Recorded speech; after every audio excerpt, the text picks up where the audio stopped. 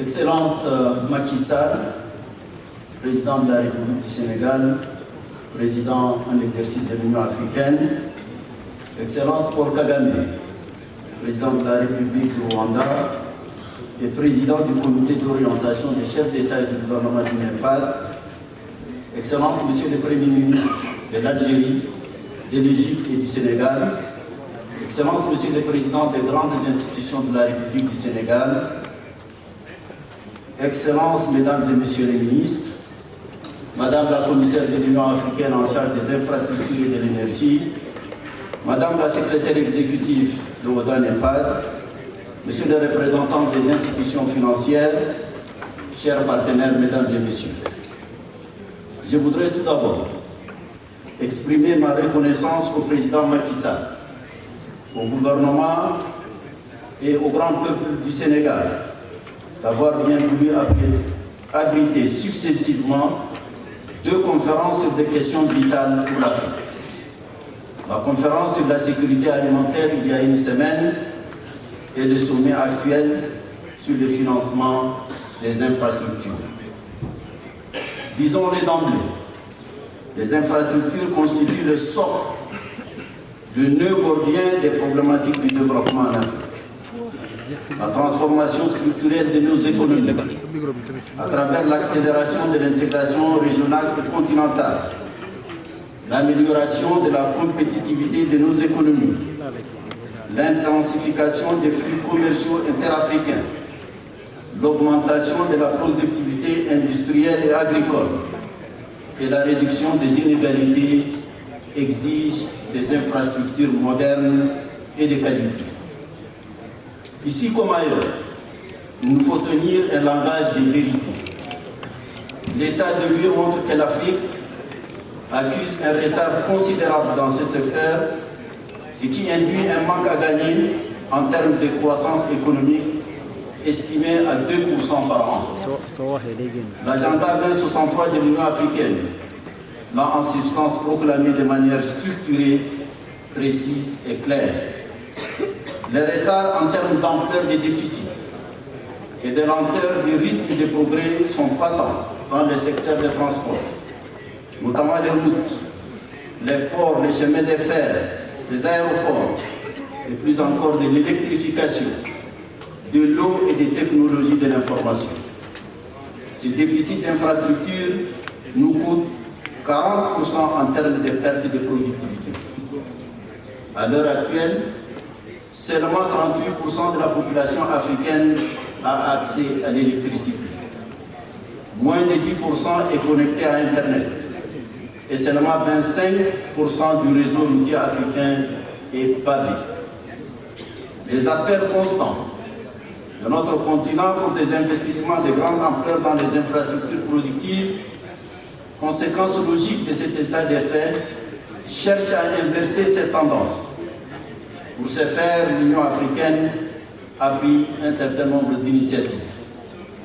Je peux signaler le programme de développement des infrastructures, PIDA, au niveau régional et continental, et le programme de l'initiative présidentielle pour le développement des infrastructures, ainsi que le plan d'action prioritaire du PIDA, PAP2 pour la période 2021-2030.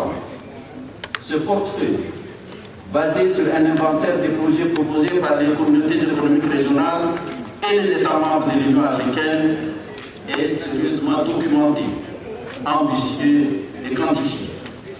Ce portefeuille contient des projets avec des retours importants sur l'investissement et un contexte de risques maîtrisés.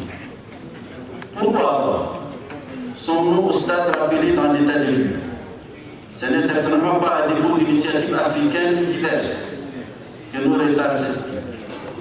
N'est-il pas alors temps d'orienter la recherche des réponses en nous-mêmes, c'est-à-dire dans les déficits de volonté politique, d'innovation dans la gouvernance et d'audace dans la construction de nos destins?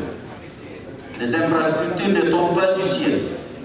Elles se conçoivent, se planifient et se réalisent avec méthode, acharnement et détermination transformatrice. Tous ceux qui les ont réalisés, en Asie, en Amérique latine et avant cela ailleurs, ont suivi ces chemins, l'unique conduisant à l'accomplissement des ambitions. Je note ici que le train express régional de Dakar est un exemple probant des volontés politiques pour lesquelles je félicite le gouvernement du Sénégal, le président Macky Sall en particulier. Excellences, mesdames et messieurs, le financement des infrastructures en Afrique est d'abord une affaire de gouvernement. Les chiffres nous indiquent que 80% de nos infrastructures sont financées sur nos ressources publiques. Or, l'espace budgétaire, de plus en plus réduit de nos États, ne permet pas de relever les défis de ces devoirs à l'égard de nos peuples.